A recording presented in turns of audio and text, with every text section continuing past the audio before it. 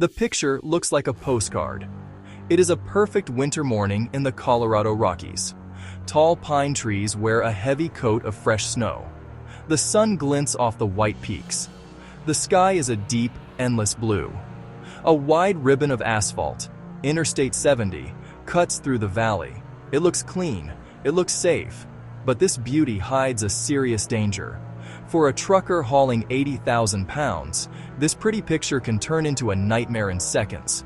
This is Vail Pass. Respect here is not a choice. It is a requirement for survival. To understand the challenge, you must first understand the location. Where is this place that truckers fear? Vail Pass is a specific 7-mile stretch of Interstate 70 in the heart of the Colorado Mountains. It is a high mountain pass. The summit sits at an elevation of 10,662 feet. The part that causes the most trouble is the westbound descent. The downhill run starts just after the Vail Pass rest area at the summit. It ends in the town of East Vail. 7 miles doesn't sound long. For a heavy truck it is. This is not just any road. I-70 is a major artery. Coast to coast, thousands of trucks travel this route every day. They carry everything you can imagine. Food for our tables, clothes for our stores, parts for our factories. The nation's economy rolls on these wheels. Closing the road is not an option. The trucks must get through. To get through, they must conquer this pass. There is one enemy on Vail Pass that is more powerful than any other. It is not snow. It is not ice. It is gravity. Gravity is a simple force. It pulls everything toward the center of the earth. On a 7% downgrade, gravity is a monster. It grabs hold of an 80,000-pound truck and does not let go. It pulls and pulls, trying to make the truck go faster. The driver's job on this stretch is to fight that pull. Imagine you are behind the wheel. You crest the summit. You start the descent. You are in a low gear, just like you are supposed to be, but you can feel it. The trailer pushing you. The speedometer needle starts to creep up. 25 miles per hour, 30, 35. You are not even touching the gas pedal. The truck is picking up speed by itself. This is kinetic energy building up. Potential energy at the top is turning into motion. That energy wants to be released. Gravity does not forgive. So what do? You have to slow down. You gently apply the brakes. The truck slows a little. You let off the brakes. A few seconds later, the speed creeps up again. You have to brake again, and again, and again. This cycle repeats over 7 long miles. Each brake press converts motion into heat. Brakes are designed for that. But there is a limit.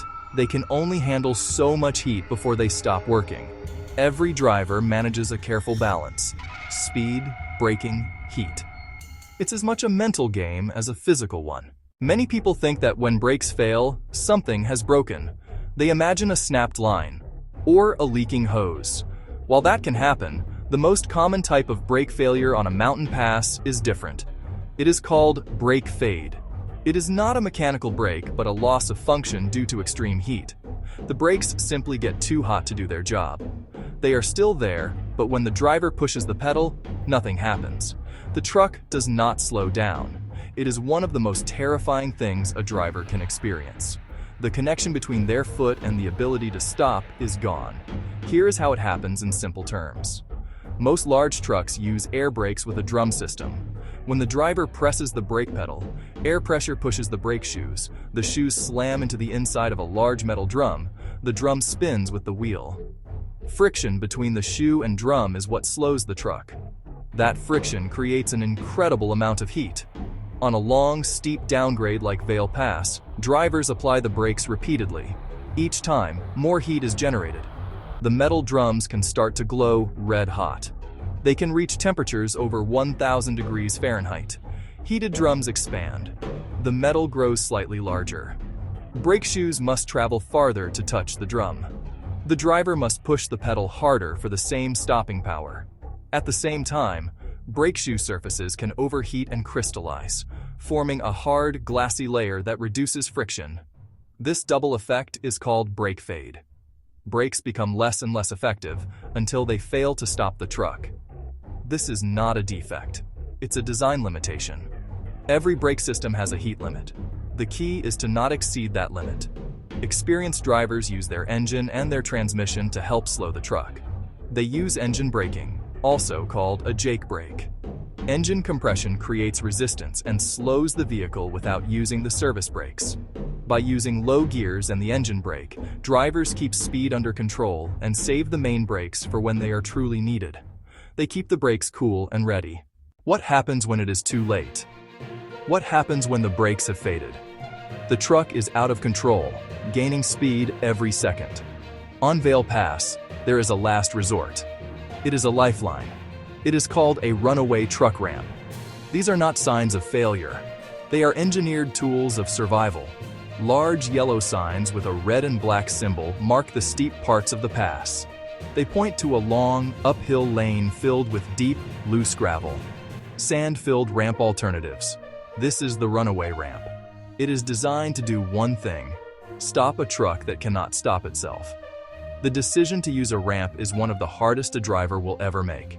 It is a choice between a certain outcome and an uncertain one. Driving into the ramp means your truck will be stopped. It will also likely cause some damage to the truck. The deep gravel can damage tires. It can damage axles.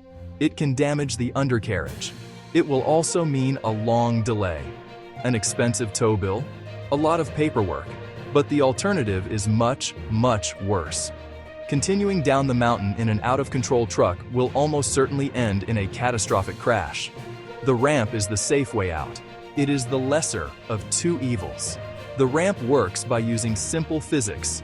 Deep, soft gravel creates enormous rolling resistance. It is like driving through thick mud. The truck's wheels sink in. The gravel absorbs the vehicle's kinetic energy very quickly. The ramp is also built on an uphill grade. Gravity helps slow the truck, reversing the effect that caused the problem. A truck that enters the ramp at 80 or 90 miles per hour can be brought to a complete, safe stop in just a few hundred feet. It is a violent stop, but it is a controlled one. Every professional driver is taught that there is no shame in using the ramp. It is a sign of a smart driver who made the right choice when things went wrong. The company can fix the truck. The load can be rescheduled. But a human life cannot be replaced. The challenge of Vail Pass is already great, but then winter comes, and it changes everything. The postcard scenery of a sunny day is replaced by a world of white. Snow begins to fall, sometimes for days on end. The road surface is now covered in packed snow and ice. Temperatures plunge well below freezing. Visibility can drop to zero in minutes as a storm blows in. The mountain becomes an entirely different beast. Winter adds a whole new set of dangers. Colorado enforces a strict chain law when conditions worsen. Commercial vehicles are required to put chains on their tires to gain traction on ice and snow. Putting on chains is difficult, cold, and dirty work. It can take an hour or more, often in a blizzard on the roadside, but it's absolutely necessary. Without chains, a heavy truck is a 40-ton sled. No grip on the road. It can't climb the hills, and it can't stop safely downhill. Chains bite into the ice, providing the grip to stay in control. Even with chains, driving is slow and dangerous. Top speeds drop to 15 or 20 miles per hour. Black ice you can't see is a constant threat. It forms in shaded areas, on bridges, and can make a truck lose control instantly. Blowing snow creates whiteout conditions. Drivers can't see the road, the guardrails, or other vehicles. They drive blind, relying on the feel of the road and the faint glow of taillights ahead. It's stressful, exhausting, and it demands extreme concentration. And then there are the backups. One small accident or a jackknife truck can shut the interstate for hours. Drivers can be stranded in their cabs in a storm, with no way to move. They wait, sometimes all night, for crews to clear the road. The weather on the pass is unpredictable. A driver may start in clear weather and reach a raging blizzard at the summit. In winter, Vail Pass is not just a driving test. It's a test of endurance, patience, and preparation. Truck drivers are not alone on the mountain. They share the road with thousands of passenger cars, and often these smaller vehicles create the biggest risks. Many drivers of cars, SUVs, and minivans do not understand the physics of a heavy truck. They do not realize how long it takes for an 80,000-pound vehicle to slow down, especially on a steep, icy road. They see a large gap in front of a truck and think it is an open invitation to merge. They cut in front of the truck, then suddenly hit their brakes because the car in front slowed. This is a recipe for disaster. The trucker, managing speed and following distance, is now faced with an emergency. They have to slam on their brakes to avoid running over the car that cut them off. On a dry, flat road, this is dangerous. On a wet or icy downgrade, it is terrifying. The truck may not be able to stop in time. Even if it can, sudden braking can cause the truck to jackknife or lose control. The small car driver is often unaware of the life or death situation they created. The difference in stopping distance is huge. A passenger car might stop in 300 feet. A fully loaded truck can need more than 600 feet, the length of 2 football fields. In snow or ice, that distance can double or triple. Truckers leave a large cushion of space in front for this reason. It is their safety zone. When a car jumps into that space, they steal the trucker's safety margin. They are betting their life, and the trucker's life, on nothing going wrong. This is why you see trucks in the right-hand lanes moving slowly with a huge gap ahead. It's not laziness or rudeness. It's professional driving. They operate safely and responsibly. They anticipate problems. They drive defensively. The best thing a car driver can do on a mountain pass is give trucks space. Do not cut them off. Do not follow too closely. Pass them quickly. Do not linger beside them. Remember, the truck driver is a professional and needs room to do their job safely. The Vail Pass of today is not the same as it was 20 years ago, and it will be different again 20 years from now. The road is constantly being studied.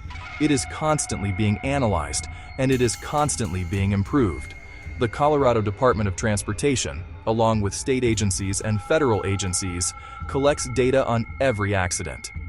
They look for patterns, they identify problem areas, and they make changes to engineer a safer road. The rules and the road itself change for a reason. They change because people have been hurt. They change to prevent it from happening again. Every new sign, every new restriction is a lesson learned the hard way. Over the years, many safety upgrades have been made. There are more runaway truck ramps now than there used to be. The guardrails are stronger. The guardrails are taller. The road has been widened in some places to create a third climbing lane.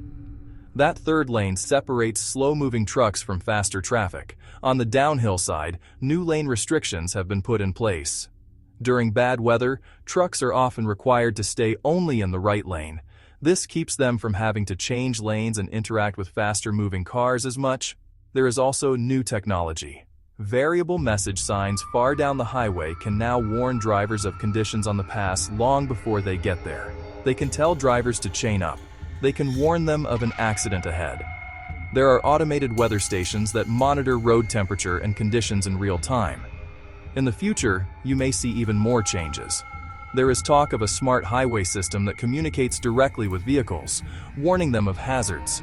There are ongoing construction projects to build more auxiliary lanes and to improve the shoulders, giving drivers more room for error. All these rules and changes can sometimes feel like a hassle to drivers. Why can't I drive in the left lane? Why do I have to chain up when the road looks clear? But the restrictions are there to save lives. The patterns showed that trucks changing lanes on the downgrade were a major cause of accidents. The data showed that even when the road looked clear, icy patches were causing trucks to lose control. The road is always changing because we are always learning more about how to manage the risk. How do the best drivers, the true professionals, handle Vail Pass every day without incident? They do it by following a simple, disciplined process. It is not about being brave or fast. It is about being smart, prepared, patient.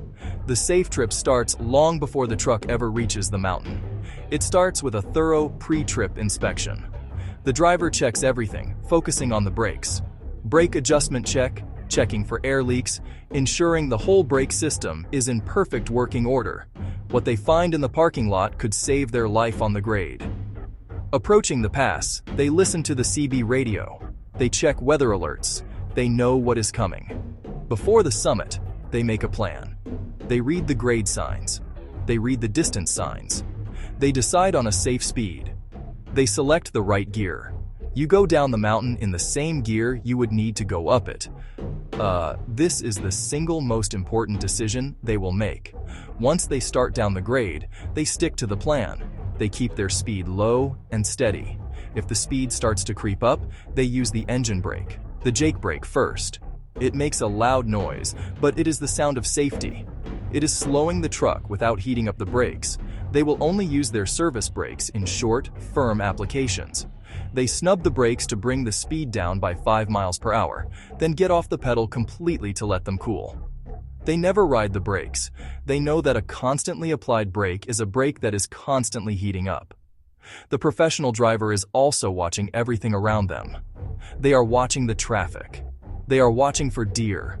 They are looking far down the road for brake lights. They are maintaining a huge following distance, and they have already made a mental note of where the runaway truck ramps are.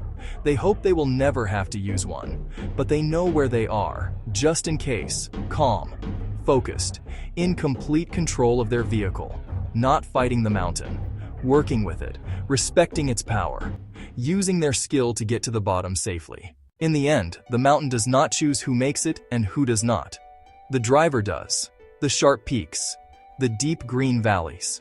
That beauty can be deceptive. It hides a powerful, unforgiving force. Gravity is always there, waiting. It does not get tired. It does not take a day off. It pulls on every single pound of steel, rubber, and cargo, relentlessly from the summit to the valley floor. The mountain presents the test. The driver provides the answers. With every decision, with every tap of the brakes, with every gear change. The safest drivers are not the fastest. They are not the ones who race the clock. They are the ones who understand the risks. They are the ones who respect the weight they are hauling and the power of the grade they are on. They are the ones who slow down long before they have to. They make their choice at the top of the hill, not halfway down when choices become limited. They choose the low gear. They choose the slow speed. They choose to be patient. They choose safety over schedule, every single time. This road is a teacher. Its lessons are hard, but they are simple. Respect the weight. Respect the grade. Respect the weather. Keep your equipment in good condition. Have a plan. And if that plan fails, know where the escape route is. The runaway ramp is not a mark of failure.